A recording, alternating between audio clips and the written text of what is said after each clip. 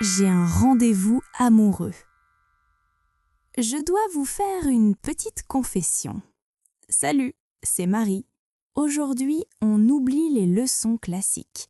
Je ferme mes livres de grammaire pour vous parler de ma vie privée. Ce soir, j'ai un rendez-vous amoureux. Flirter et avoir une conversation romantique dans une langue étrangère, c'est terrifiant, non ?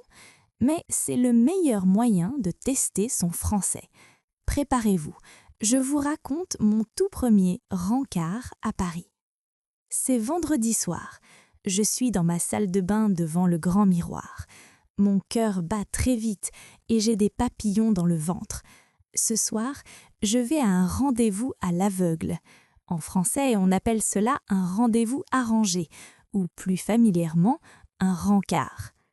C'est mon amie Sophie qui a eu cette idée. La semaine dernière, elle m'a dit « Marie, tu es célibataire depuis 1 an. J'ai un collègue de travail très sympathique, intelligent et amusant. Il s'appelle Lucas. Il veut te rencontrer. » J'étais très nerveuse. Rencontrer un inconnu est déjà difficile, mais rencontrer un inconnu et devoir parler en français toute la soirée, j'avais peur de ne pas comprendre ses blagues ou de faire des erreurs de grammaire ridicules. Mais j'ai décidé d'être courageuse et j'ai dit oui. Je cherche les vêtements parfaits. En France, le style idéal pour un premier rendez-vous s'appelle le chic décontracté, c'est-à-dire qu'il ne faut pas avoir l'air d'avoir fait trop d'efforts, mais il faut être élégante. Je choisis une jolie robe noire simple, une veste en jean et des bottines confortables. Je mets un peu de parfum, je prends mon sac à main et bien sûr, je n'oublie pas mon petit carnet bleu de vocabulaire. On ne sait jamais quand on va apprendre un nouveau mot. Le rendez-vous est à 20h dans un petit café très romantique près du canal Saint-Martin. Quand j'arrive devant le café, il est 19h55. Je suis ponctuelle. L'endroit est charmant, avec de petites lumières jaunes sur la terrasse et de la musique jazz à l'intérieur. Sophie m'a dit « Lucas portera une chemise bleue et il aura un livre rouge sur la table pour que tu puisses le reconnaître. » J'entre dans le café, je regarde les tables. Soudain, je le vois. Il est assis près de la fenêtre. Il a les cheveux bruns, un beau sourire et il porte une chemise bleue. Sur la table, il y a un livre rouge. Je respire profondément pour calmer mes nerfs et je m'approche de lui. « Bonjour, tu es Lucas ?» Je demande avec un sourire timide. Il se lève immédiatement avec un grand sourire lumineux. « Oui, tu dois être Marie. Je suis enchantée de te faire ta connaissance. » C'est le moment du premier grand défi culturel. Comment se dire bonjour ? Dans mon pays, on donne la main ou on fait un simple câlin. Mais en France, on fait la bise.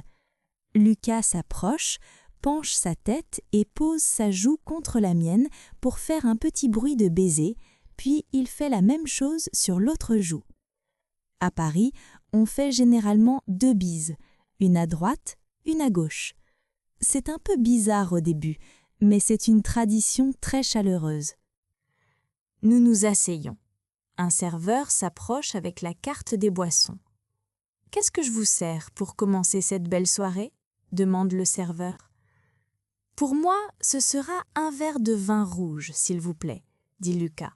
« Et pour moi, la même chose, un verre de vin rouge et une carafe d'eau, s'il vous plaît, » je réponds. La conversation commence. Au début, je cherche beaucoup mes mots. Je fais quelques erreurs avec les verbes au passé. Mais Lucas est très patient et très gentil. Il parle lentement pour m'aider à bien comprendre. Il me pose des questions sur ma vie. « Depuis combien de temps habites-tu à Paris, Marie ?» « J'habite ici depuis presque 1 an. C'est une ville magnifique, mais la langue est difficile. » Il rit doucement. « Ton français est excellent, tu as un très joli accent. Et qu'est-ce que tu aimes faire pendant ton temps libre ?»« J'adore aller au cinéma. lire des romans et me promener dans les parcs. Et toi? Moi, je suis architecte, donc je suis passionnée par l'histoire des bâtiments.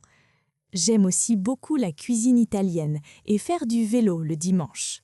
Plus nous parlons, plus mes nerfs disparaissent. Nous avons beaucoup de points communs. Nous parlons de nos familles, de nos voyages et de nos rêves. Lucas me raconte une histoire très drôle sur son chien qui a mangé ses chaussures et je ris aux éclats. C'est un moment magique, je ris à une blague racontée en français. Vers 22h, le café commence à se vider. C'est le moment de partir. Lucas demande l'addition au serveur. « L'addition est pour moi », dit-il généreusement en sortant sa carte bancaire. « Merci beaucoup », je réponds avec un doux sourire.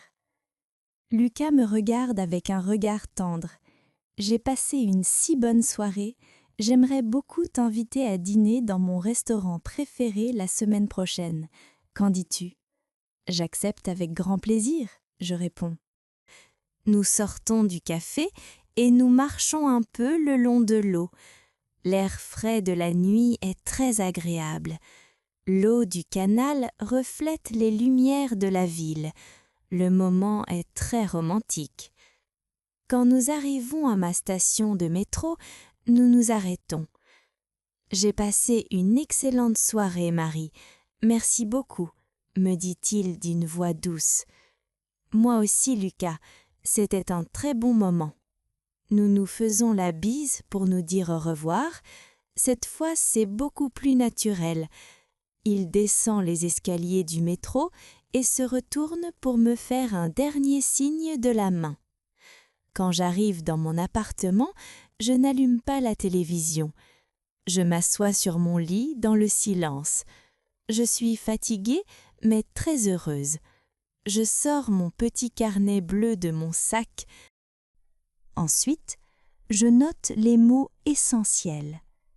Un rencard, un rendez-vous, célibataire, enchanté de faire ta connaissance, faire la bise, avoir des points communs et avoir des papillons dans le ventre. J'écris aussi des phrases importantes pour la séduction en français. Tu as un très joli accent. Je t'invite. Et la belle expression « le coup de foudre » qui signifie « love at first sight ». Je ne sais pas si c'était le coup de foudre, mais c'était définitivement une belle connexion. Apprendre une langue, ce n'est pas seulement lire des livres de grammaire ou passer des examens.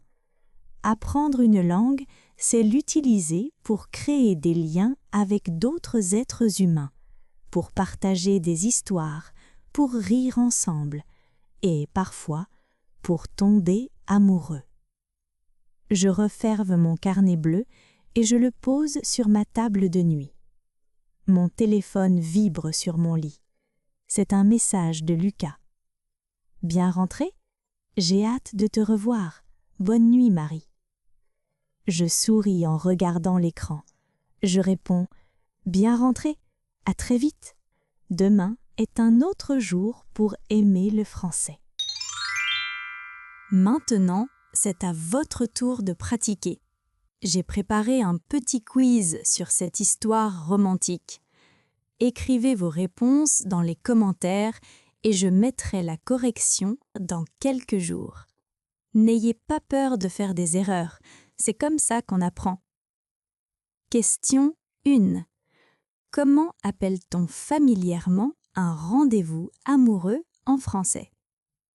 Question 2. Qu'est-ce que Lucas a posé sur sa table pour que Marie puisse le reconnaître dans le café? Question 3. En France, comment les gens se disent-ils généralement bonjour lors d'une première rencontre amicale ou amoureuse? Question 4.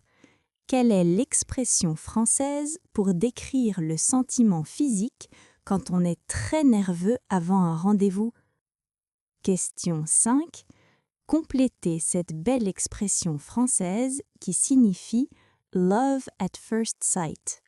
Le coup de... Si vous avez aimé cette histoire, je vous recommande ces autres vidéos pour continuer à apprendre le français et enrichir votre vocabulaire. N'oubliez pas de vous abonner à la chaîne, de laisser un commentaire et de cliquer sur la cloche pour ne rien manquer de nos prochaines aventures.